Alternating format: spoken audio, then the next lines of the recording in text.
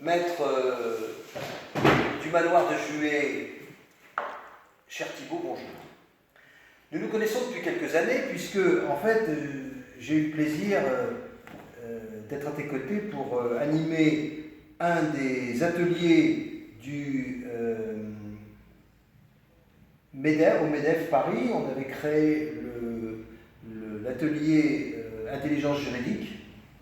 Alors, pourquoi le MEDEF Paris? Parce que historiquement, moi je suis engagé dans le domaine de l'intelligence comme toi, parmi les pionniers. C'est-à-dire qu'en 1998, j'avais proposé la création d'un groupe au MEDEF Clichy de Bologne-Neuilly, et avec Louis Auxerre qui en était le président, et puis Louis Auxerre, que tu connais, et moi-même, on a créé l'atelier du MEDEF Paris, et puis tu es venu. Alors, qu'un avocat de ton niveau s'intéresse dès le début à l'intelligence économique, c'est intéressant et c'est relativement rare.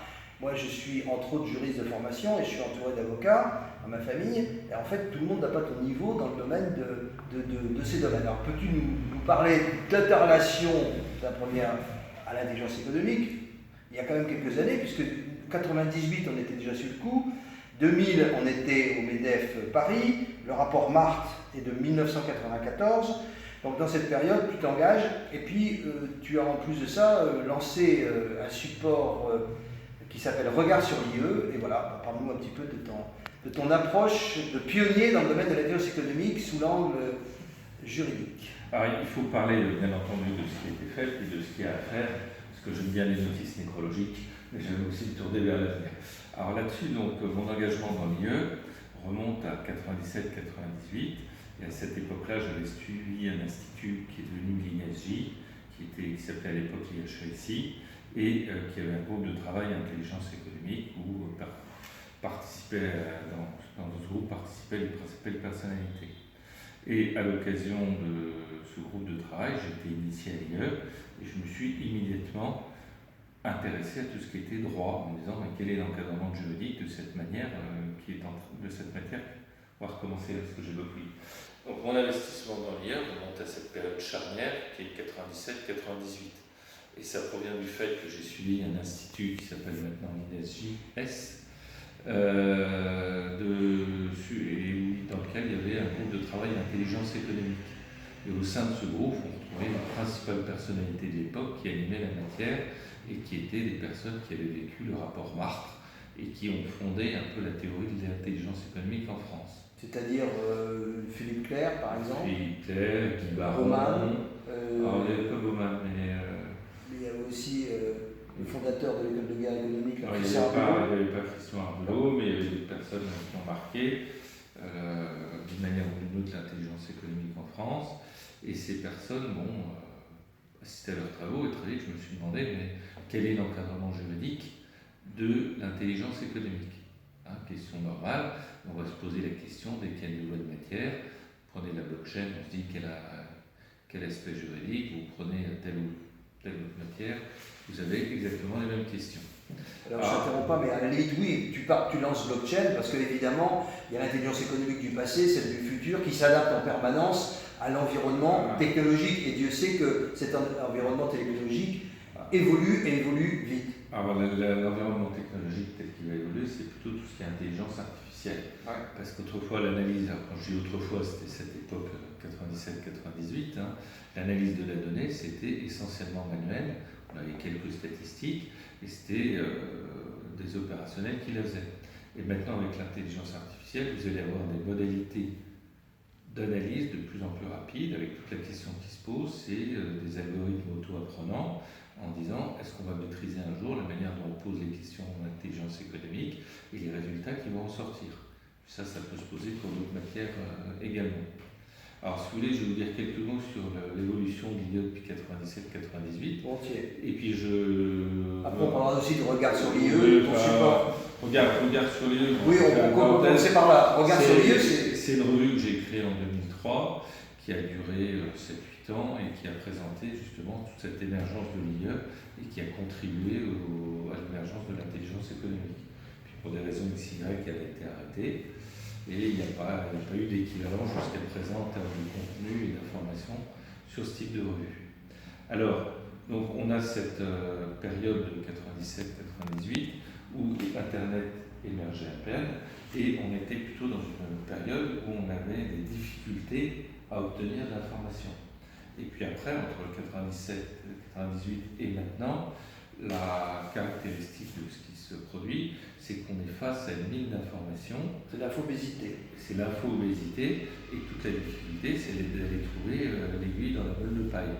Alors qu'avant, on n'avait pas du tout ce problème-là, d'où la nécessité de recourir à de nouvelles technologies, et c'est comme ça qu'on va avoir l'évolution de l'intelligence artificielle assez vite.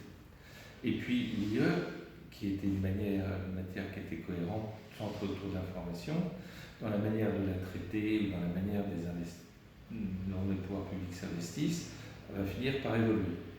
Et il y a eu tout un aspect protection de l'information, qui était nécessaire, comment pas être espionné, comment éviter les fuites d'informations, et on s'est demandé pendant longtemps comment assurer cette protection, parce que au XIXe siècle et même au XXe, l'argument juridique, l'outil juridique phare pour protéger une entreprise, c'était le brevet.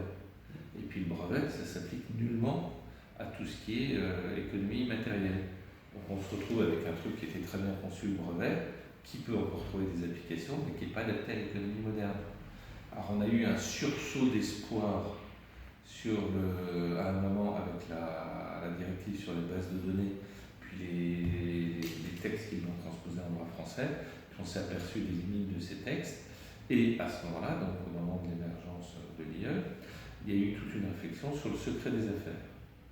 Et finalement, si je prends Excuse-moi, avant de passer au secret des affaires dont on va reparler, c'est très intéressant ce que tu dis. Bon, par rapport pour l'auditeur, je rappelle que les trois composantes, les trois piliers de l'intelligence économique, c'est un peu du raffinage d'informations, c'est tout ce qui est capital immatériel et troisièmement l'influence. Si on revient au capital immatériel, d'après ce que tu nous dis, ce qui est quand même dans la tête de beaucoup de personnes un peu une révolution, en fait tu nous dis que le brevet est insuffisant par rapport, c'est bien ça. Il capte mal cette richesse du capital immatériel et justement, c'est là qu'il fallait intervenir. Il fallait trouver un moyen de trouver un moyen. Ouais. Et c'est une initiative qui a été lancée dès 2003 et la loi a été adoptée 15 ans plus tard parce qu'elle date du 30 juillet 2018 et on a renforcé ce domaine de protection. Mais sur le domaine de protection, ce n'est pas la seule évolution parce qu'avec le développement de l'Internet, tout le monde le sait, on a vu apparaître tout ce qui est cybercriminalité, les possibilités d'intrusion dans le système informatique, les ransomware, c'est-à-dire ces logiciels qui bloquent un système informatique et qui demandent qui bloquent et puis qui viennent vous voir en vous disant donnez-moi l'argent si vous voulez que votre système marche.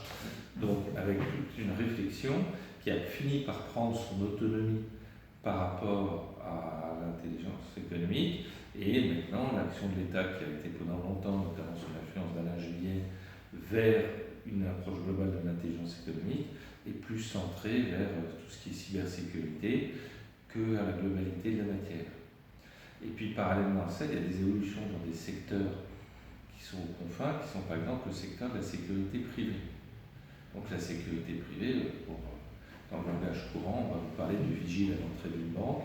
En fait, c'est un domaine qui est beaucoup plus vaste, qui bénéficie d'une réglementation particulière. Et d'un côté, vous aviez donc tout ce qui était sécurité à proprement parler, qu'on appellerait dans le plan professionnel sûreté, donc on se protège des agressions. Puis à côté de ça, vous avez la sécurité telle qu'on l'entend, sécurité incendie notamment. Et on avait ces domaines jusqu'à peu totalement séparés, avec d'un côté sécurité, de l'autre côté sûreté, et de l'autre côté tout ce qui est cyber. Et en fait, on s'aperçoit qu'au sein des entreprises, eh bien, vous avez une évolution qui se produit et on va voir le directeur de la sécurité informatique dialoguer avec le directeur de la sécurité physique et puis avoir un dialogue avec toutes ces personnes qui n'existaient pas, il y ne serait-ce qu'un an ou deux. Donc le domaine de la protection a totalement évolué et évoluera sans doute. Et au lieu d'avoir une approche protection en disant, on va dire que protection, évaluation des menaces, etc., déconnecter des mesures de protection qui peuvent être physiques ou qui peuvent être numériques, eh bien on va avoir une approche plus globale qui reprend l'approche historique de l'intelligence économique dans son premier volet.